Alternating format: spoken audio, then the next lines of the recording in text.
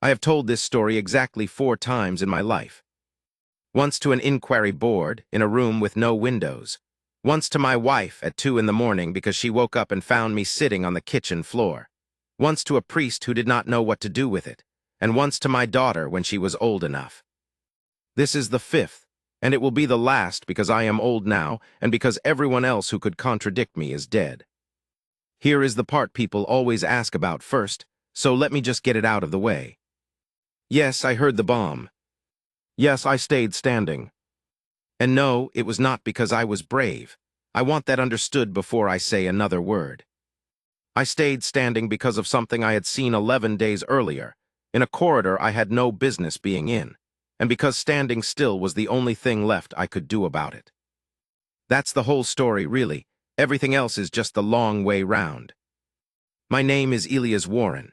In the autumn I'm telling you about, I was 23 years old, a corporal in the 2nd Company of the Curravale Foot Guard, and I was, by every honest measure, unremarkable. I want to be clear about that. I wasn't the tall one. I wasn't the one the tourists photographed. I had a slightly crooked nose from a boy in my village who didn't like the way I said his sister's name, and my boots were half a size too big because the quartermaster ran out and told me to wear 2 pairs of socks and stop complaining. I did stop complaining. I wore 2 pairs of socks for 6 years. I say all this because when the newspapers got hold of it afterward, they made me into something. A statue. A symbol. There was a painting, eventually. I've seen it. The man in that painting has a jaw like a shovel and eyes looking nobly at the horizon. I was looking at a pigeon. I remember that clearly. In the last quiet second before the world came apart, I was watching a pigeon on the railing, and I was thinking, you have no idea what's about to happen to you, and neither do I. Let me take you back. Wintergate Palace sits at the top of our den like something set down carefully and then forgotten. Gray stone, 400 windows, a forecourt of pale gravel that they raked every morning at 5, so that by 6 it looked like nobody had ever walked on it. Beyond the gates, the long mall runs down toward the river, and about halfway along, it opens out into Marlow Green, a big soft rectangle of grass and old plane trees where the city goes to eat its lunch. In summer, it's full of people lying on their backs pretending they don't have jobs. In autumn, it's mostly leaves and dogs and old men on benches. I want you to see it because you need to understand how ordinary it was. That's the thing nobody gets right. When they tell it now, they tell it like there was thunder in the sky. There wasn't. It was a gray morning. It smelled like wet leaves and diesel and somebody's coffee. A woman near the gates was arguing with her son about a hat. Ordinary, completely, boringly ordinary. Which is exactly how these things always start. The royal family that year was 3 people and a hole where a 4th used to be. King Alaric, old, tired, kind in a distracted sort of way. He'd been a good king in the way a good roof is good. You don't notice it. You only notice when it fails. Princess Rosalind, his daughter, 19 years old. And Queen Consort Vivienne, the king's 2nd wife, married 4 years, and the reason I'm telling you any of this at all. The whole was Queen Isabeau, Rosalind's mother. She died when the girl was 11, and the country had never quite recovered from it, and neither, I think, had the girl. Now, I want to be careful here, because it would be very easy for me to sit in this chair and tell you that Vivienne was a monster. That's the version people want. It's tidy. It's satisfying. It lets everybody go home feeling clever. But I stood 20 feet from that woman, 4 days a week for 2 years. I watched her when she thought nobody was watching, which is a thing guards do. It's the only entertainment we have. She wasn't a monster. She was frightened. That's worse, I think. Monsters do damage because it pleases them. Frightened people do damage because they've done the arithmetic and decided it's necessary, and they go home afterward and sleep fine, because necessary things don't keep you awake. Vivienne was frightened of one thing only. She was frightened that when Alaric died, and he was dying, everyone could see it, he'd started holding the banister, she would become nothing. A widow with a title and no blood in her. The court would be polite to her for exactly 1 season, and then they would forget her name. Unless she was the one holding the country steady, while the young princess proved herself unfit for it.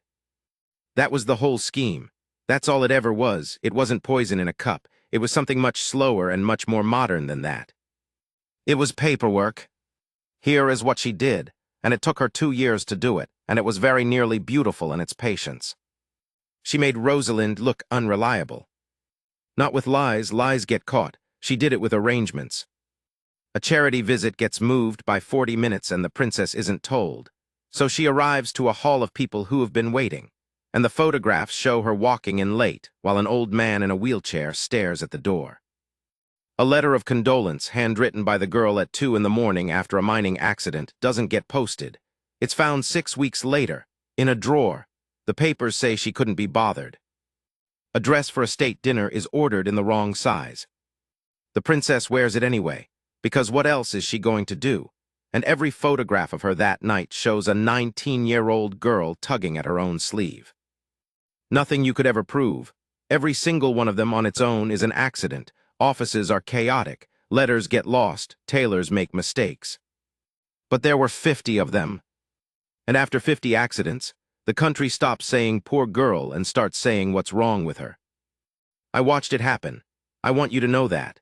I watched it happen for 2 years and I said nothing because I was a corporal with a crooked nose and 2 pairs of socks, and who exactly was I supposed to tell?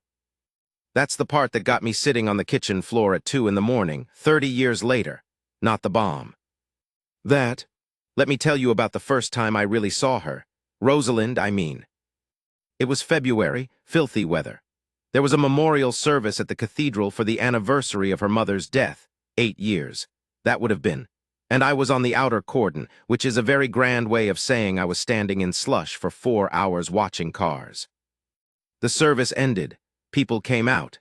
The king left first in the big car, with the photographers going off like something electrical shorting. And then everyone sort of dispersed. That's the thing about these events. There's an enormous amount of ceremony, and then suddenly it's over and there are people milling about looking for their drivers, and the magic collapses. And Rosalind came out last. She came out last, and there was no car for her. I don't mean it was late. I mean there was no car. Somebody had done the arithmetic on the schedule, and there was 1 vehicle short, and the 1 vehicle short was hers. She stood at the top of the cathedral steps in the rain, in a black coat, 19 years old, on the anniversary of her mother's funeral, and she looked left and she looked right, and there was nothing. And here is the thing I have never forgotten. She didn't look angry. She looked embarrassed. Like it was her fault, like she'd got the time wrong, like she was a girl who'd been stood up and was trying to arrange her face so that the people watching wouldn't feel awkward on her behalf. She stood there for about 90 seconds, which does not sound like a long time. Go and stand somewhere for 90 seconds sometime with people watching, and tell me it isn't a long time. Then she came down the steps and she walked to the corner, and she got in a taxi. A taxi. I was at the bottom of those steps. I was 6 feet from her when she passed me, and I did not move because I was on the cordon, and my orders were to hold the cordon, and moving was not one of the things I was permitted to do. She glanced at me as she went past. That's all, just a glance. She wasn't asking me for anything. She probably didn't even see me. I was a uniform, and there were 40 of us. But I have carried that glance for 50 years. 11 days before the bomb, I was where I should not have been. It was nothing dramatic. Sergeant Halcott had sent me to the West Wing to return a set of keys to the household office, and I'd taken the servant's stair because it was faster, and because I was hungry and the mess closed at 2. The West Wing corridor on the 2nd floor is long and narrow, and the carpet eats the sound of your boots. There's a window at the far end that never gets cleaned properly. I came around the corner and I stopped, because there were 2 people at that window, standing close, and one of them was the Queen Consort. The other was Sir Marcus Endale. Endale was the King's private secretary, a neat, gray, entirely forgettable man who had been in that palace since before I was born. He had a way of appearing in rooms without having entered them. I'd never heard him raise his voice. I'd never heard him say anything at all, really. That wasn't a time or a date. They were looking at a folder. That's all, 2 people at a window looking at a folder. If I'd walked past, I'd have forgotten it in an hour. But I didn't walk past. I stopped, and I stopped because of Vivienne's face. She had the expression people get when they're about to do something they've decided not to think about too hard. Jaw set, eyes a little too still. And Endale said quietly, but corridors carry, and he'd forgotten that. Everyone always forgets that, Indale said. The route stands as written. If anyone asks later, the amendment came from the princess's own office. And Vivienne said, and will anyone ask? And he said, no. That's it. That's the whole thing I heard, 2 sentences and a word. I went down the servant's stair, and I ate a cheese sandwich, and I did not think about it again for 11 days. I want to be very honest with you about that, because the version in the painting would have gone straight to somebody. The version in the painting would have understood. I understood nothing. I was 23. I heard 2 men talking about a parade route, which is the single most boring subject in the entire kingdom of Curravale, and I went and had my lunch. The Founding Day procession was the 14th of October. It's an old ceremony, older than the palace. The idea is that the sovereign, or in this case, since Alaric's hip was what it was, the heir, rides in an open carriage from Wintergate down the Long Mall, across the bottom edge of Marlow Green, and on to the Cathedral of St. Veron, where there's a service nobody enjoys and a lunch everybody does. It was Rosalind's first time leading it. Her first time, 19 years old. Her first real solo state occasion, the one where the country looks at you and decides. You understand what that meant to her. You must. 2 years of being the girl who was late, the girl who couldn't be bothered, the girl in the wrong dress, and now one morning, one carriage, one clean straight line down the mall with the whole city watching, and a chance to simply be seen doing it right. She'd been practicing. I heard this later. She'd been practicing the wave in a mirror like an idiot, like anybody would. The route was published in September. And then in the first week of October, the route was amended. Now here's where I have to slow down, because this is the part the inquiry board made me repeat 6 times, and I want to get it exactly right. The original route came down the Long Mall and turned at Ferriby Cross, which is a wide junction with clear sightlines in 4 directions, and went on to the cathedral. That's how it had run for 140 years. The amendment moved it. The amendment took the procession off the mall 200 yards early and ran it along the southern edge of Marlow Green. A narrower road, plain trees on one side, a terrace of tall houses on the other, and a stretch of scaffolding at the end where they'd been repointing the brickwork on number 41 since the spring. Why? The stated reason was crowd capacity. More people could see the carriage from the green. It was, on paper, a lovely idea, generous, democratic, let the people see the young princess. The amendment was signed off on the 8th of October, and it went out under the letterhead of the princess's own office. She never saw it, she never signed it. She didn't know about it until the route sheets were circulated, and when she asked, she was told, very politely, that it had come from her own people, and did she want to countermand her own office in front of the whole household? 10 days before. She let it stand. Of course she let it stand. She was 19, and she had spent 2 years being told she was disorganized, and now here was a piece of paper apparently proving she was disorganized again, and the only thing worse than being disorganized was making a fuss about it. She let it stand. And that was the scheme. That was the entire elegant patient scheme. Because here is what nobody was supposed to notice. The security section had lodged an objection to that route on the 9th of October. In writing, a 1-page note. It said the southern edge of Marlow Green was unsuitable for a slow-moving open carriage because of restricted access, poor sightlines, and I remember the exact phrase. I've never got it out of my head. An active work site of uncertain occupancy at the eastern terminus. The scaffolding. That note went to the private secretary's office. And it stopped there. I've thought about this for 50 years, and I want to tell you what I've concluded, and then you can decide for yourself whether I'm being fair. I do not believe Vivienne Lascelles knew there was a bomb. I want that on the record. I don't believe it. I have never believed it. Whatever she was not that. What I believe is this: she wanted the procession to go badly, not catastrophically, badly. A narrow road, a crush of people. A carriage that has to slow to a walk, some jostling, maybe a barrier goes over. Maybe the horses get skittish, and the young princess looks frightened for 4 seconds in front of 200 photographers. That's all she needed. 4 seconds. The princess loses her nerve, the final accident in a 2-year series of accidents. And the security note, the note that would have stopped it, was inconvenient. So Dale, who had been keeping that palace running for 30 years by making inconvenient paper disappear, made it disappear. She wanted a bad morning. She got the 14th of October. And that is the difference between a monster and a frightened person, and it is not as large a difference as any of us would like. The morning came up gray. I remember waking at 4 and lying there listening to the rain stop. That's a specific thing, rain stopping. The gutters keep going for a while after. We formed up in the forecourt at 5:30. 80 of us. Scarlet tunics, bearskins, the whole ridiculous, magnificent business, standing in the dark on raked gravel while somebody's boots got inspected. Sergeant Halcott came down the line. He was a big, gray-faced man from the north who had exactly one facial expression and used it for everything from bereavement to Christmas. He stopped at me, he looked at my chin strap for about 4 seconds, then he said, "Warren, where are you posted?" "Southern Green, sir, the corner by the scaffolding." He nodded slowly, and then he said something he had absolutely no reason to say, and I have wondered about it ever since. He said, "You'll be on your own down there, lad. It's a long way from anybody." And I said, "Sir." And he said, "Aye," and moved on. That's it, that's the whole exchange. I don't know if he knew something. I don't think he did.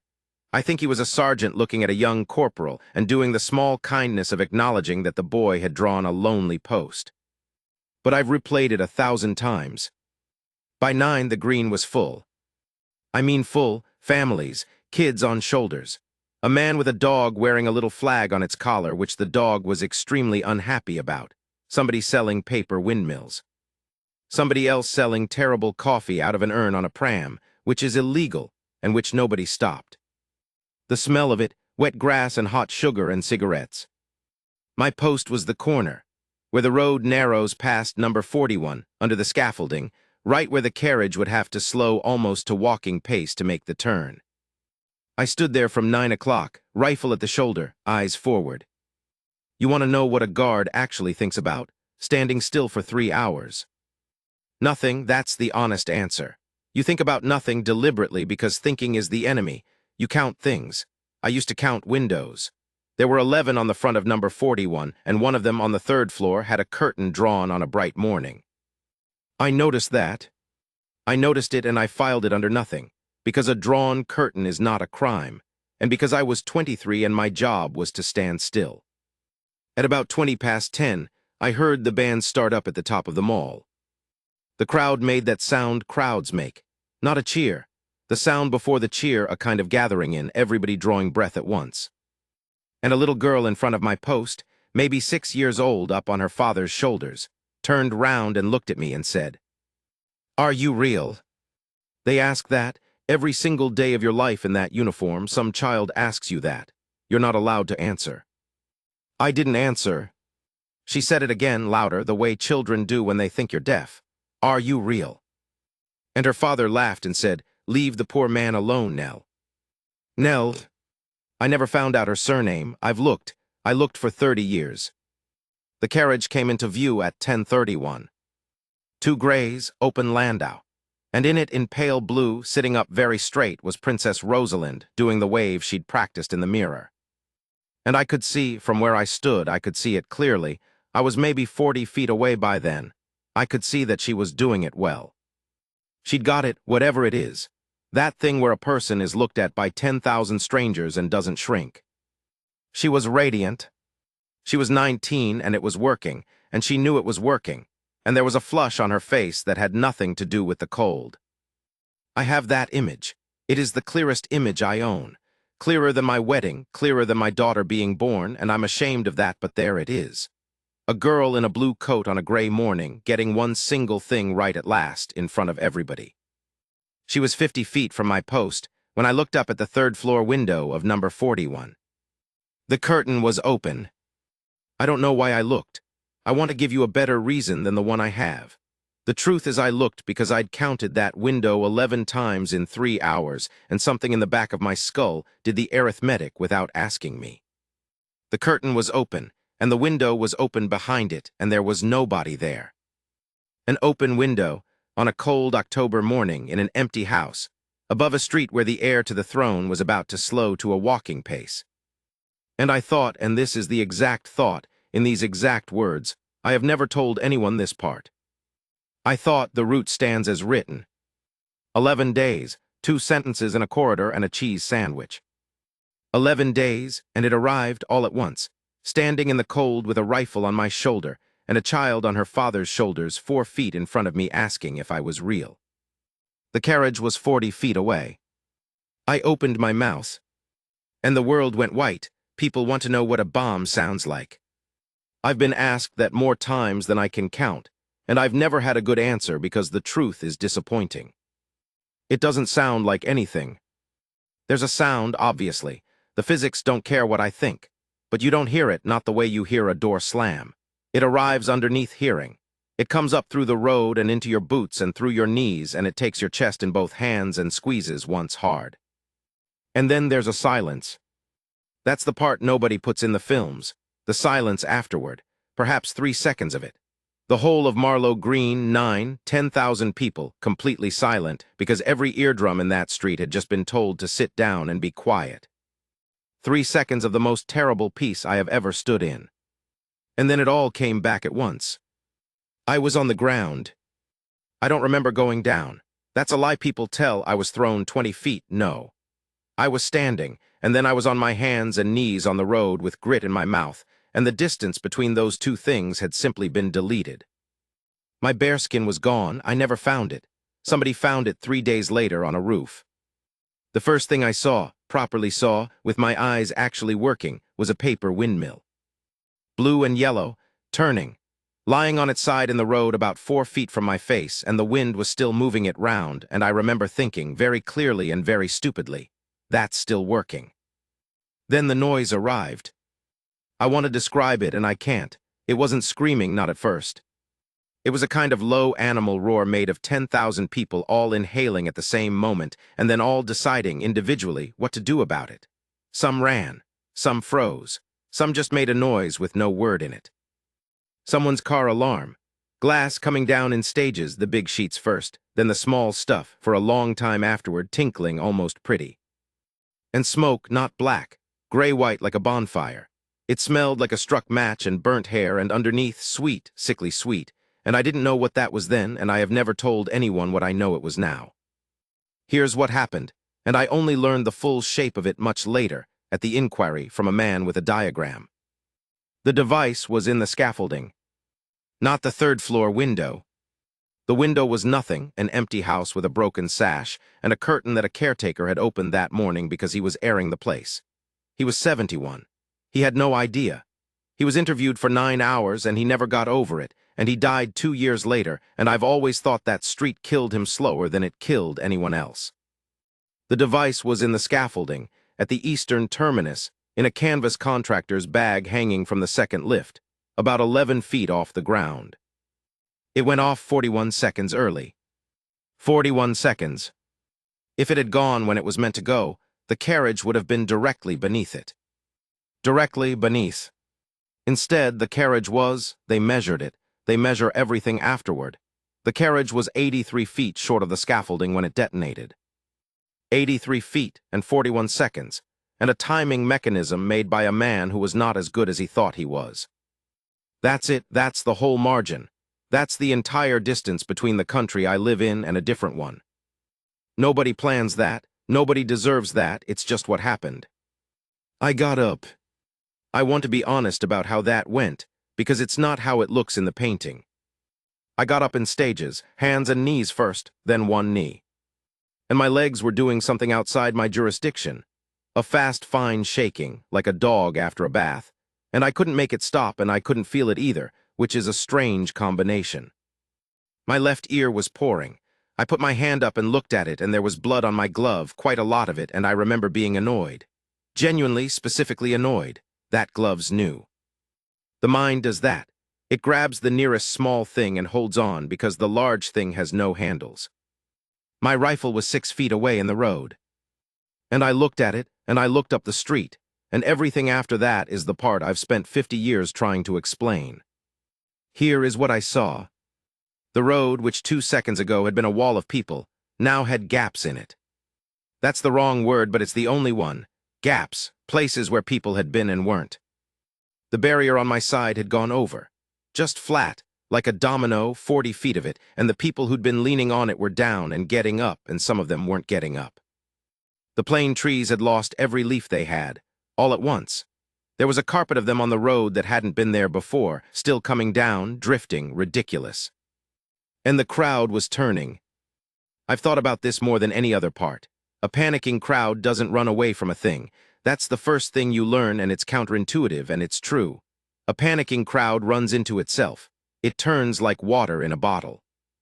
9,000 people on a green with 3 exits, and every one of them had just decided, simultaneously, to be somewhere else. They were about to kill each other, not from malice, from arithmetic. And 40 feet up the road, the horses had stopped. The carriage. The 2 grays were down on their haunches, heads up, and one of them was screaming. Horses scream. People don't know that. It's a sound you don't recover from, and the postilion was hauling at them and getting nowhere. And Rosalind was standing up in the carriage. Standing, not crouching. Not down behind the door, which is what her protection officer was bellowing at her to do. I could see him, half in the carriage, one hand on her arm, and I could see her take her arm back. She was standing up in an open carriage in a street where a bomb had just gone off, and she was looking at the crowd. 19 years old. And I understood something in that second that I have never been able to put properly into words, so I'll just say it badly. She wasn't being brave. She was doing the same thing I was doing. She was standing still because she had suddenly, horribly understood what the alternative meant. If the heir to the throne gets down and gets driven away at speed, that street becomes a stampede in about 4 seconds. If the heir to the throne stands up in an open carriage and doesn't move, some part of 9,000 animal brains says it's not over, but it's not that. She knew it at 19, without being told. She stayed up. Now my post. I'd been told to stand at the corner by the scaffolding, and the scaffolding was on fire, and there was no corner anymore in any sense that a sergeant would recognize. So let me tell you what I actually did, and then let me tell you what they say I did, and you can hold them next to each other. I picked up my rifle.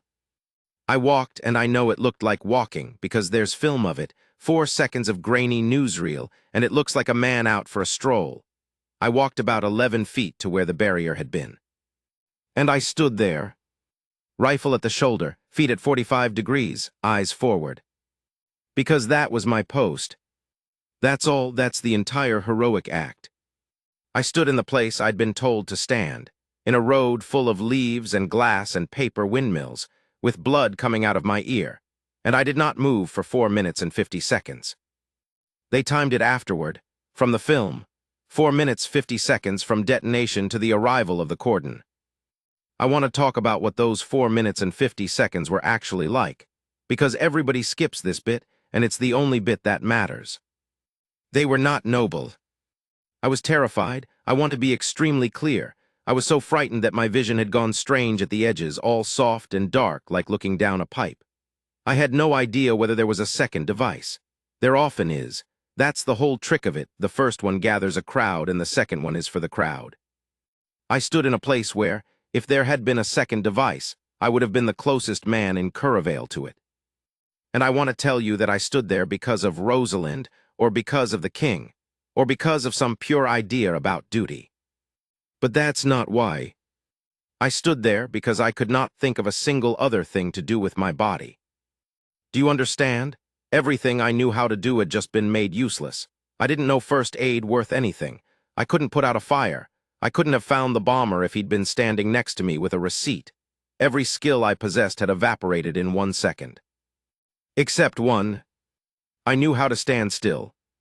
6 years, 2 pairs of socks. 10,000 hours of standing absolutely still, while children shouted at me, and tourists poked me, and rain went down the back of my collar. It was the only tool I had left in the box, so I used it. That's not bravery. That's a man reaching for the only thing on the shelf. But here's the thing, and this is the part I've made peace with more or less in my old age. It doesn't actually matter why I did it. Because of what it did to the street. A crowd is looking for information. That's all a panic is. It's 9,000 people with no data guessing. And a guessing crowd guesses the worst thing always and then acts on it, and then people die at the exits. So they look for information, and they look at the nearest thing that seems to know something. I was in Scarlet. I was the only scarlet thing still upright on the southern edge of Marlow Green. And I wasn't running. That's the entire message. That's all it said. It was a very stupid, very simple message, and it was possibly not even true, but it said, "The man whose job it is to know has not run." I watched it work. That's the strangest part. I watched it happen in front of me in real time, and I couldn't do anything about it because I was busy being a statue. The people directly in front of me, 30, 40 of them, stopped turning. They just stopped, and they looked at me. And a couple of them looked back over their shoulders at the smoke and then at me again, doing the arithmetic. And they stayed. And the people behind them, seeing the people in front not moving, slowed. It went backward through that crowd like something spreading in water. Not calm, nothing about it was calm. People were screaming, people were bleeding. A woman near the trees was shouting a name over and over and never got an answer that morning or any other. But it stopped turning. 9,000 people, 3 exits, and it did not become a crush. 12 people died on Marlow Green that day, 11 from the device. 1 man, 68 from his heart on the grass near the bandstand. 12 is a number I have carried every day of my life.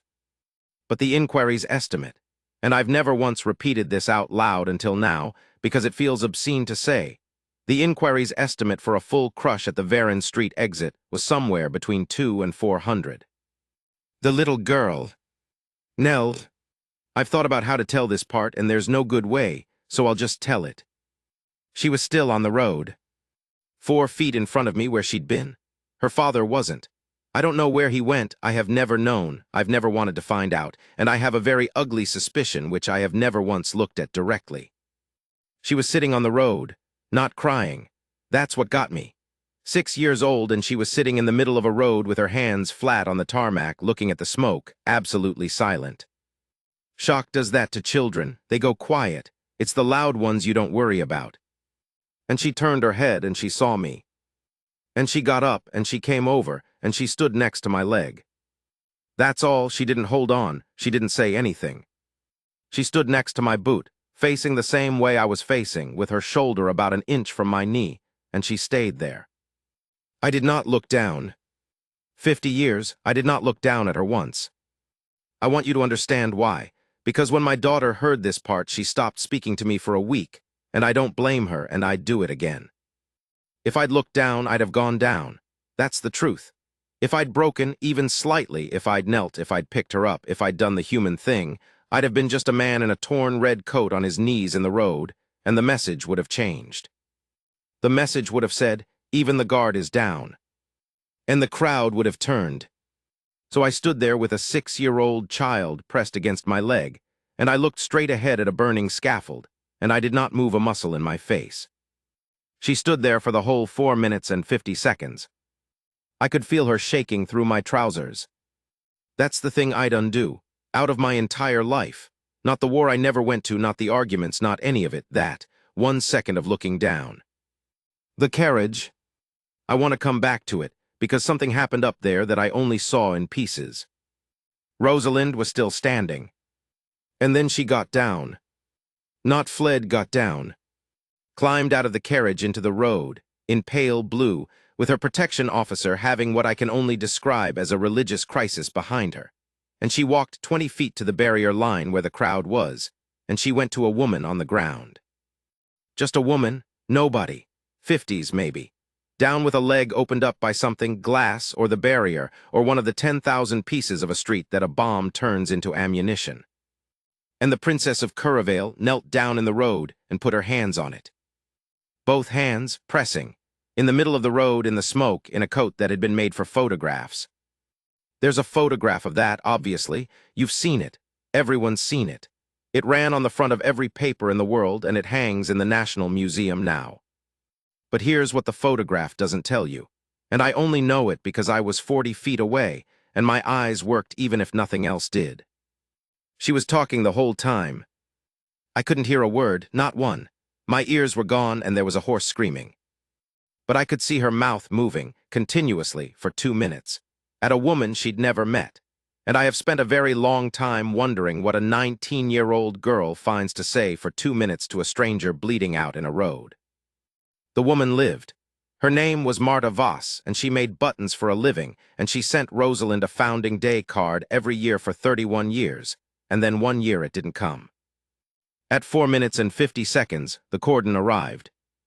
Regulars, proper ones, coming down Varon Street at a run in a long gray line, and behind them the ambulances and the whole apparatus of a state realizing what has happened to it. And a sergeant I didn't know grabbed my shoulder and shouted something in my ruined ear and pushed me, and I went over. Just went over like a bit of fence. Turns out I'd taken something in the thigh. A bolt. From the scaffolding, they use a lot of bolts, and a bomb is not fussy about what it turns into a bullet. 4 inches in, and I had not felt it, and I had stood on it for 4 minutes and 50 seconds, and when the sergeant pushed me, my leg just declined the whole proposition. I remember lying on my back on the road looking up at the sky, which had gone a very ordinary gray, and thinking, it's not even raining. And someone was pulling at my leg, and someone else was saying, stay with me, son, which is a thing they actually say, and off to my left, very far away, a child was screaming. Finally screaming. She'd started when I fell. She'd held it for 4 minutes and 50 seconds, that little girl, because the man next to her was standing still. And the second I went down, she let go of all of it. That's the sound I hear, not the bomb. People always assume it's the bomb. It's Nell starting. I woke up in a hospital with a bandage on my leg, and a nurse who decided I was 15 years old. Halcott came on the second day. Big gray face at the end of the bed, cap under his arm. He stood there for a while. Then he said, you held your post. And I said, and I don't know where it came from, I really don't. I was full of whatever they had in me, I said. Sir, the window was open. He didn't say anything. I said it again. Number 41, 3rd floor. The curtain was drawn at 9 and it was open at 10:30 and I didn't say anything. And Halcott, who I had known for 6 years, and who had exactly one facial expression, sat down. He sat down on the edge of my bed, which is not a thing that sergeants do, and he looked at his cap for a long time, and then he said, Warrant, listen to me now. Sir, there's men in this city whose entire job, lad, with an office and a salary, was to look at that route and say no. Sir, and a note was written saying no, he turned the cap over, on the 9th. I looked at him. There's a note, he said. There was a note, and it went upstairs, and it isn't anywhere. The room was very quiet. Somewhere down the ward, a trolley went past. And I heard myself say it from a long way off, in a voice that didn't sound like mine. The route stands as written. Halcott's head came up. If anyone asks later, I said, the amendment came from the princess's own office. He didn't move, not a muscle. He'd been standing still for 30 years, too. Then he said, very quietly, in a voice I'd never heard him use, Where did you hear that? A corridor, West Wing, 2nd floor, 11 days before. Who was speaking? And I told him. And Sergeant Halcott, gray-faced, 29 years in, a man who had never once in his life said an unnecessary word, put his cap on his head and stood up and looked at the door and then looked back at me. And he said, Say nothing to anyone, not the doctors, not your mother, not a priest. You say that to the wrong man in this city and you'll be dead of your injuries by Thursday. Then he walked out, and I lay there, 23 years old, with a hole in my leg and half an ear, and the truth sitting in my chest like a swallowed stone. 2 floors up, in a private room with a guard on the door, Princess Rosalind was being told that the security note of the 9th of October had never existed. She was being told this by Sir Marcus Endale. Personally, kindly, with his hands folded, I want to tell you about the thing nobody warns you about. It isn't the nightmares, you expect those. They come, they're horrible, they get boring eventually, which is its own kind of insult. It's the cards. 11,000 of them. That's not an exaggeration. A clerk counted. 11,000 letters and cards came to that hospital for a corporal with a crooked nose, and they had to put them in a storeroom, and one afternoon a nurse wheeled me down to look at them, thinking it would cheer me up. Sacks, gray canvas sacks stacked to the ceiling. I sat in that chair and looked at 11,000 pieces of paper from people who thought I was brave, and I have never in my life felt so much like a thief. Because I knew, that's the thing. I lay in that bed with a bolt hole in my thigh being called the finest of us by newspapers I'd never read, and I knew that 11 days before I had heard the whole thing in a corridor and gone and eaten a cheese sandwich. You want to know what guilt actually is? It's not drama, it's arithmetic that never comes out even. They discharged me in November. They gave me a medal in December. There was a ceremony. I don't remember it. I have been told I was there and I have seen the photograph, and the man in that photograph is standing very straight and looking at nothing at all. And in January, they gave me a job. Wintergate Interior Post, the household wing. It was meant kindly. A wounded man can't stand 4 hours on gravel, so they put him inside where it's warm and the floors are carpeted, and all he has to do is stand at the end of a corridor and be decorative. They put me 1 floor below the private secretary's office. I have wondered for 50 years whether Halcott arranged that. I never asked him. He'd have said no. He'd have said it with that one expression, and I'd have believed him, and we'd both have known. Now I have to tell you about Rosalind, and this is the part where I have to be very careful, because I only ever saw pieces of it, and the rest I put together the way you put together a broken thing, by the shape of the gaps. She changed. Everyone says that, and everyone means it as a compliment. She was forged in that fire, all that nonsense. What actually happened is that a 19-year-old girl knelt in a road with her hands in a stranger's leg for 2 minutes, and then someone tried to tell her it was her own office's fault. And she believed it. For about 6 weeks, she believed it. I want you to sit with that. 12 people died on Marlow Green, and for 6 weeks, the person that country was about to hand itself to went to sleep every night believing that her own disorganization, her own sloppy, well-meaning, badly run office, had put that carriage under that scaffold. They let her believe it. That's the thing I cannot forgive, and I've forgiven a great deal in my life, including some things I shouldn't have. They let her carry it because it was useful. The inquiry sat in the spring. I gave evidence twice.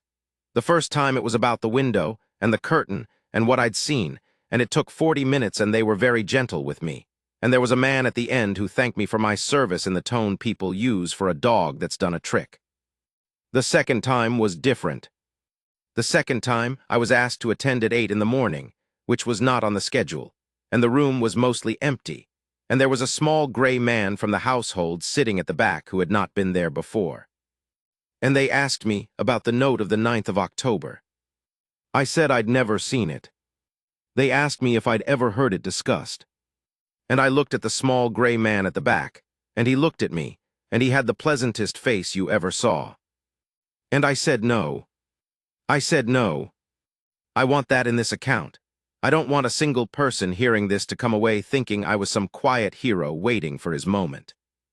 I sat in a room under oath, and I was asked a direct question, and I lied, because a sergeant had told me I'd be dead of my injuries by Thursday, and because I was 23, and because I wanted to live, and because I had a mother in a village who had already been to one funeral that year.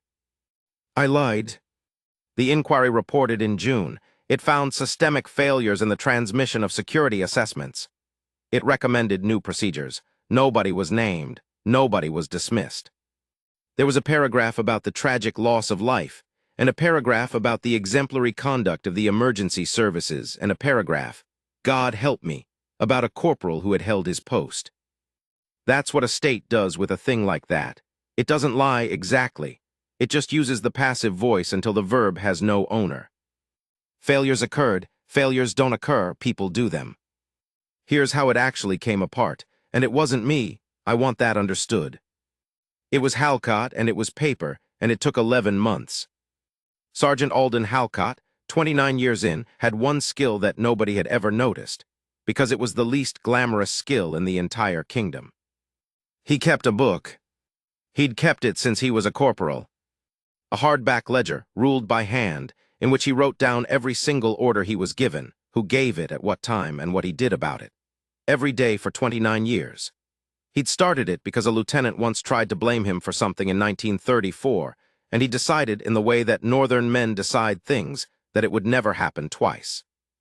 Nobody knew. Why would they? It was a sergeant's notebook. It was the most boring object in Wintergate Palace. And on the 11th of October, 3 days before, Sergeant Halcott had received a verbal instruction regarding the deployment of the 2nd Company along the southern edge of Marlow Green. He'd written it down, time, content, source. And the source was not the household security section. It was the private secretary's office, which meant that on the 11th of October, Sir Marcus Endale's office was giving detailed instructions about the deployment of guards along a route that Sir Marcus Endale's office had, 3 days earlier, claimed to have no involvement in, on the grounds that the amendment had come from the princess. One line in a sergeant's notebook. That's all it was. It didn't prove a conspiracy. It didn't prove anyone knew about the bomb, and I still say nobody did. It proved one small, dull, unglamorous thing, that a man who said he hadn't touched something had his fingerprints all over it. That's how these things actually die, not with a confession, with a discrepancy. Halcott didn't take it to the inquiry. I asked him about that once, years later, when we were both old enough to talk. He said the inquiry was the wrong room, lad. He took it to Rosalind. Directly, in person, bypassing every single channel in a palace that is made of nothing but channels, which, if you'd told me a sergeant would do, I'd have laughed at you. He waited 4 months for the chance. He got it in February, on a Tuesday in a corridor, when she came through unannounced because her schedule had collapsed again. And it's a beautiful thing, isn't it, that the one system Vivienne had spent 2 years sabotaging was the one that finally put Halcott in front of her. He had 90 seconds. He used 40 of them. He said, and I have this from the man himself, one time only, in a pub in his hometown when he was 78, he said. Ma'am, on the 11th of October, I was given an order about Marlow Green. I wrote down who gave it. It wasn't who they've told you it was. And Rosalind stopped. And she looked at him, and Halcott said she looked at him the way you look at a doctor. And she said, do you have it in writing? I have it in my book, ma'am. In your own hand. Lie. And she said, then don't show it to anyone. Not bring it to me, not I'll have it investigated. Don't show it to anyone. 20 years old by then, and in 1 second in a corridor she understood the entire geometry of that palace, that a sergeant's notebook in the wrong hands would be a fire, and the notebook would burn first. That's the moment. Everyone thinks the moment was the road, the blue coat, the hands on the leg. No. The moment was a girl in a corridor telling a sergeant to hide his evidence, because she'd just worked out that she couldn't trust her own house. It took her 7 months. She didn't go to the king. He was too far gone by then. He'd started calling her by her mother's name in the afternoons. She didn't go to the press. God, imagine. She did the only thing that was actually available to her, and it was so unbelievably boring that I want to laugh every time I think of it. She asked for a filing audit. That's it, that's the great confrontation. She wrote herself by hand, no office involved, to the keeper of the household records, requesting a routine audit of all correspondence transmitted under the letterhead of the princess's office in the 12 months prior. On the stated grounds that, following the events of October, she wished to satisfy herself that her office was being run to the standard the country deserved. Do you see what she did? She weaponized the thing they'd been beating her with. 2 years of the princess is disorganized, and she picked it up and said, yes, quite right, let's have a proper look, shall we? Nobody could refuse that. How could you? It was humility, it was contrition. It was a young woman taking responsibility, and the papers loved it, and Endale himself signed the authorization because to obstruct it would have been to admit there was something to find. The audit ran from August to October. It found 41 documents issued under her letterhead that had not originated in her office. 41, including the root amendment of the 8th of October. I saw it happen, the end of it, and it was the smallest thing you've ever seen in your life. It was a Thursday in November the year after. I was on the interior post at the top of the household stair, standing still, which by then was the only thing I'd ever been good at. Endale came down. He was carrying a box, not a big one of those gray document boxes with a lid. And he was alone. That's the part that gets me. No escort, no drama, Nobody frog-marched him. A gray man came down a stair with a box at 3:30 in the afternoon and went out through a side door, and that was 31 years of a career. He passed within 4 feet of me. And he stopped. He put the box down on the floor. He looked at me, really looked, top to bottom, the ruined ear, the leg I still stood wrong on, and I want to tell you there was something in his face. Shame, fear, anything. There wasn't. He was curious. He looked at me the way you'd look at a chair that had turned out to be older than you'd thought. And he said, "Warren, isn't it?" "Sir?" "You were in the corridor." Not a question. He'd known. He'd known for over a year, and he'd done nothing about it, and I have never worked out whether that was mercy or arithmetic, whether he'd decided a corporal was harmless, or whether he simply hadn't been able to think of a tidy way. I said nothing. I was on post. He picked up his box, and he said, quite pleasantly, the last words he ever said to me. "It was a very good route, you know, on paper." And he walked out. He was never charged. There was nothing to charge him with. Moving a note is not a crime. Being the reason 12 people died is not, it turns out, a thing with a section number. He retired to the coast. He kept bees. He lived to be 91, and he gave one interview at 88 in which he described the events of that year as an administrative tragedy, and I read it in a doctor's waiting room and had to go outside. Vivienne. People want a scene. There isn't one, I'm sorry.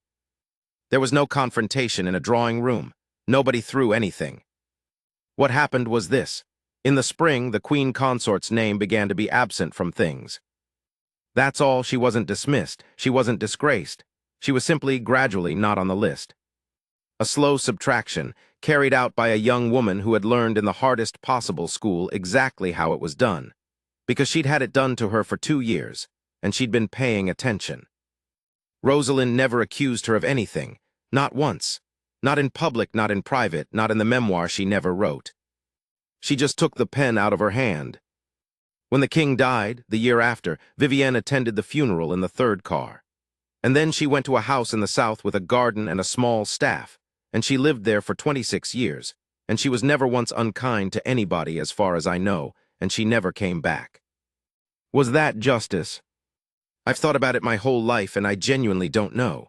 12 people died, and a woman got a garden. But I'll tell you what I've settled on in my old age, and you can take it or leave it. Rosalind couldn't prove Vivienne knew about the bomb, because Vivienne didn't know about the bomb. What Vivienne did was want a bad morning, and remove the man who'd have stopped it, and then look away very carefully while somebody else did the arithmetic. There's no law for that. There should be, there isn't. So the girl did the only thing left. She made sure that woman never held a pen over this country again, and then she let her live. I think that was mercy. Some days I think it was cowardice. Most days I think there's less difference between the two than anybody admits. She was crowned in the June. I was on the route. They put me on the route at my own request, standing, and I stood the whole 4 hours on a leg that had been telling me to sit down since 1953. The carriage came past, and she looked at me. Now every man on that route has probably told his grandchildren she looked at him. Crowds do that. It's a trick of the eyes. But she looked at me. And she did not smile, and she did not nod, and she did not do anything at all that a photograph would have caught. She just looked for about a second and a half, the way you look at someone who was in the room. That's all I ever got. That's all I ever wanted, as it turns out. She reigned for 41 years. You know the rest. Everybody knows the rest. Nell, I said I'd tell you, so I'll tell you. I never found her, 30 years on and off. There was no list. 9,000 people on a green, and nobody writes down the ones who walk away. I had a name and an age and 4 minutes and 50 seconds, and that isn't enough. But in 1987, I was 57 working security at a hospital, sitting behind a desk because my leg had finally won the argument. A woman came in. 40 thereabouts, coat over her arm. She came to the desk and asked for a ward, and I told her, and she said thank you, and then she stopped. And she looked at my ear. That's all. She looked at my ear, which is a thing people don't do, because it's not a thing people notice unless they already know. And she stood there for a moment. And then she said, sorry, no, never mind. and she went. I don't know. I want to be honest with you at the end here after everything. I don't know. She was the right age. She looked at my ear. That's the whole of my evidence, and I know exactly what it's worth. But I've let myself have it. At my age, you're allowed one thing you haven't checked. So, that's the story of the day a bomb went off near Marlow Green, and a guard stood his post. And I want to finish by telling you the only thing I actually know. Because I'm 82, and I've told this 5 times now, and I've finally worked out what it's about. It's not about bravery. I've said that from the start, and I'll go on saying it. Everyone in this story stood still. Vivienne stood still while a girl was slowly ruined, because moving would have cost her. And Dale stood still on a note in a drawer and did his filing and kept his bees. The whole beautiful machinery of that palace stood absolutely still, while 12 people were sorted into the passive voice. And a corporal with a crooked nose heard 2 sentences in a corridor, and went and had his lunch. We all stood still. That's what I'm telling you. The bomb didn't happen because anybody moved. It happened because of everybody who didn't. And then, for 4 minutes and 50 seconds, in a road full of leaves, standing still was the only useful thing anyone had left, and a country decided that made me a hero. I've never got the 2 of them to sit down together. 50 years, I've tried. The best I can manage is this, and it's not wisdom, it's just what's left after everything else has worn away. The uniform teaches you to stand still. Nobody ever teaches you when.